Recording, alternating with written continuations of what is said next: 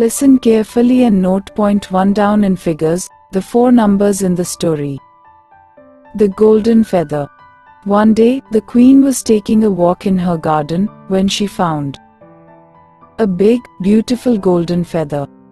Then she met a little man. He said, "If you give me that feather, I will give you 3 big diamonds."